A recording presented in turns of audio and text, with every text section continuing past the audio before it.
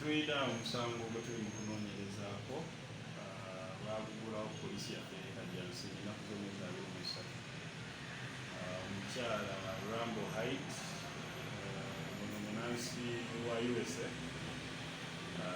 era ng'asula Kajjansi awo mu Akrite yagugulako omusango yali muganzi we Ndugwa Deus abasinga gwe bayita Grenade official amulumiriza okuba nti nno yayingira amaka ge n'amutiisatiisa bakootadde okuba nti nno yasaliikiriza mu maka ge. Tetumanyiko okusinza ku statement gyatuwa nti bano baali beeyagala naye nga baayagana mu mwezi gwa February omwaka guno oluvannyuma lw'okufuna obutakkaanya.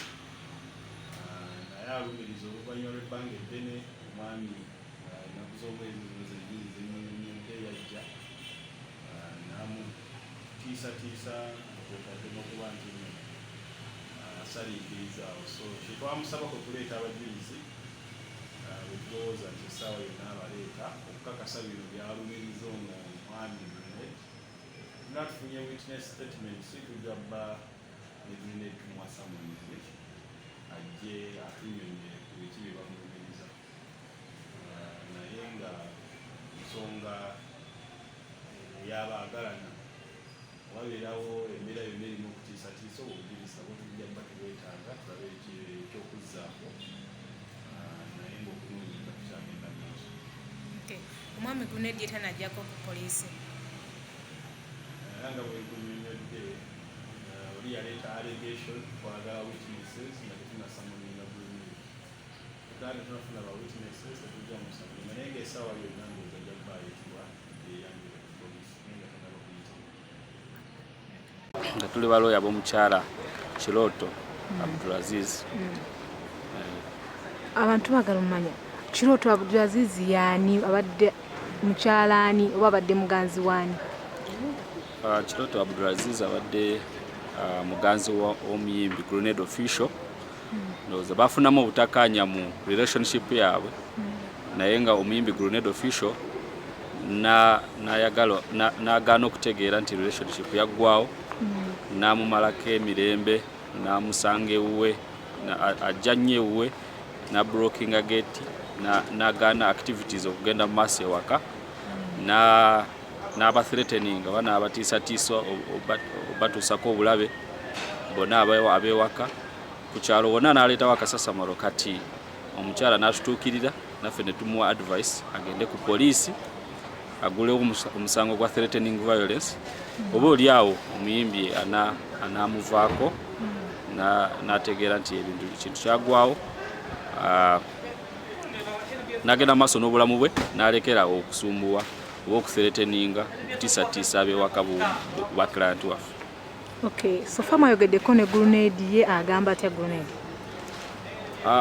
Tetunaba kwogerako naye ffe omulimu gwatukwasibwa olaba nga tukola fayiro eyo tutambuza omusango okuteekamu obujulizi obwetaagisa okulaba nga fayiro egenda mu kooti. Omuyimbi tutegeddeko nti bagenda musamoninga leero ajje ku poliisi yenyonyoleko oba oli awo saidi ye naye agiwe poliisi tulabe kiki ekigenda tulabe oba omuwabi wa gavumenti anaayita fayiro eyo okugenda mu kooti. Mba mugenze mu kooti mwagala mugulako omusango ki? Poliisi yamuguddewo omusango gwa threatening violence gw'okutiisatiisa okutiisatiisa obulamu bw'omuntu n'abewuwe gwe musango gwamuguddwako. Grenade oyo omukyala abadde amwinamu omwana? Simanyi details eziri mu relationship yaabwe oba balina omwana oba tebalina ebyo sibimanyi. Nze ndi ku saidi y'amateeka etambuza omusango okulaba nga gutuuka mu kooti teekamu obujulizi obwetaagisa okulaba nga omuwabi wa gavumenti afuna ensonga lwaki ayita fayiro eyo mu kooti era omuyimbi bw'aba fayiro bw'eba eyitiddwa mu kooti ajja kuleetebwa mu kooti ate nga ekibonerezo kya threatening violence osobola okusibwa emyaka 4. So byebyo byange saidi y'amateeka. Okay, twagala kumanya omukyala ki ekituufu teyeetaaga okuba wa Grenade?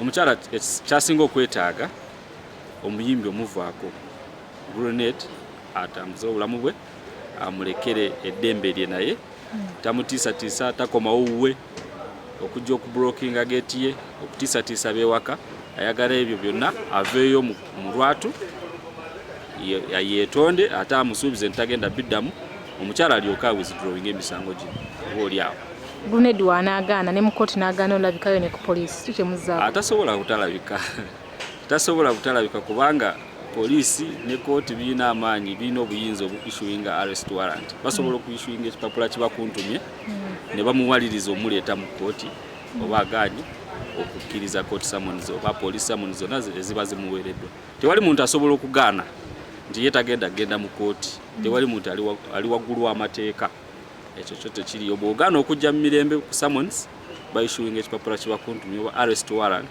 n'okwatibwa era n'oleetebwa either ku poliisi oba mu kooti. Omukyala essaawa zino aliwa?